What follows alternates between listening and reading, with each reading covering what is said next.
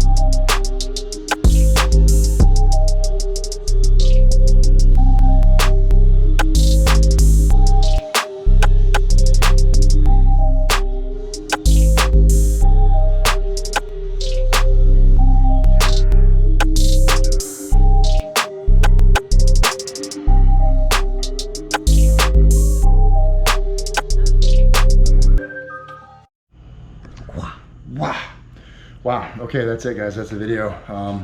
Definitely got after it here at the end, and way better of a session than I really could have imagined. You know, as I mentioned, got through all the voices hoarse from all the strain and the throwing up and the whatever, but got through the winning warm-up. Pretty good winning warm-up today. What would you say, Nat? I thought it was really good. I thought it was a pretty good smoker. I was feeling... It definitely got my triceps going. I was feeling a lot of just upper body fullness. Yeah. From this, those lateral raises. I really... My shoulders, yeah. Really love the lateral raise, and like forcing my head back and kind of keeping my shoulders pinched and then driving like this. One is it hits those delts, but then the traps. And that's a question I get a lot. And what do I do for specific targeted trap work? And the answer is very little, but I genuinely feel that the way that I go about my lateral delt raises really hits my traps in kind of a really unique way. Mm-hmm. So there's that. The land mine row, I really like it, just because you're squeezing again, kind of squeezing those traps, and just getting a little bit of a back pump. The rope extension for the tricep piece, and then just really challenging the triceps with those tricep kickbacks. With that band on there, man, that gets exhausted. Yeah. And then leading into the that 3x3x3, you know, having that high emphasis of the band tension on there, really by that last set, I could just feel like this deep exhaustion in my triceps. And I don't know how many of you have experienced that, but like it's that near that point of like total failure. And you know, I just was pushing and driving and exploding as hard as I could with my triceps. And by that last set there, I was about tapped out. Nat talked me into leading right into some squats, and I figured, you know, all right, well, worst that happens is I get into it and decide like, nope, today's not the day, and wave off. But sure enough, we got into it and got going. Excuse me here. We got going, and Nat hit a PR. She got up to 235 well, for a set, and then bumped up again and put on 10s. 255. So yeah, 235, 255. So hit a new 1 rep max PR of 255, where the last time that we tested on a 1 rep max straight bar, 175. she hit 175. Phenomenal, right? Like phenomenal. So you know, wow. I could go on about that for a bit, but that's really good stuff. Beginner gains, but good stuff, right? You can't all expect, depending on where you are in your training journey, that you're gonna get, you know, a 50-pound jump out of a, you know, a couple months worth of training. You know, that's some pretty significant stuff. But 6 months of training. Testament to her hard work. And, you know, yeah. And honestly, we could have done on in a more optimal setting, and so really, I really expect that your max is actually a little bit more than the 255. You're probably closer to like, you know, 275, 280, really truly 1 rep max, but that's neither here nor there. And then I just wanted to move the bar a little bit. The last time that I hit a true straight bar 1 rep max, I hit a 625. Today I bumped it up to a 645, and that felt pretty good. You know, like I feel like there's more in the tank because I have hit a 645 Duffalo. I feel like there's more there, but I'm content to kind of move that needle up and just kind of go at an iterative basis for bumping my numbers, right? Like I don't have a competition. I'm not against the wall. There's no reason for me to really push into bold and unknown territories unnecessarily, right? For me, it's all about injury avoidance. It's all about, you know, trying to just move the needle, and I did that, and on a day that I really didn't expect to. So like that's like win-win-win in my book, right? So I hope for some of you that are still tuned into this and watching this through to the end, I hope that some of you guys remember that, right? Depending on where you are, you know, I'll be 39 next month, and so you know I'm no spring chicken anymore, right? And so injury avoidance is definitely something that I'm conscious of. You know, when I was 25 or 20, you know, whatever, it wasn't something that I was really concerned about. But in my, you know, in my older, more mature and wiser years, it's something that I want to make sure I avoid, you know, because an injury is a huge setback. Not only is the inconvenience of the injury itself, but then it just takes you off your training plan for however long, right? And I don't want to fuck with that. So I know that there's going to be a whole bunch of you that will resonate with. And for you young bucks that might be checking to the channel, and by young bucks I'm saying like 30 and down, take heed, right? Like there's a reason why when you get older you start training a little bit differently and trying to train more intelligently, right? Versus just like trying to punch through the wall. Sometimes it's a good thing to not punch through the wall, just saying. But yeah, anyhow, if you guys have any questions, comments, or concerns, drop the chat box below. I will respond. I appreciate you guys with your continued support and everything that you do to help me in the channel. It means the world, and the channel has grown quite a lot very recently. So I know that there's a lot of new subscribers here checking videos out. So thank you very much for being here with us. It means the world, and I just appreciate every single one of you. If you guys can help me out by continuing to share the channel with friends, family, people you know, acquaintances, anyone in the gym that you talk to, you know, whatever it takes to kind of spread the word and get some more eyes on the channel. Whatever you can do to help me do that, we definitely appreciate. And remember, guys, no matter what it is you think you can't do, like turn a not that great day where you didn't really want to train into a pretty good day where you actually hit a PR. It's never going to happen if you don't get in and train despite. You're either going to find an excuse, you're going to find a way, and I hope that you guys continue to find a way. Thanks for checking this one out, and we'll see you in the next one. Peace. Peace. Peace. Oh my God, so that was extra.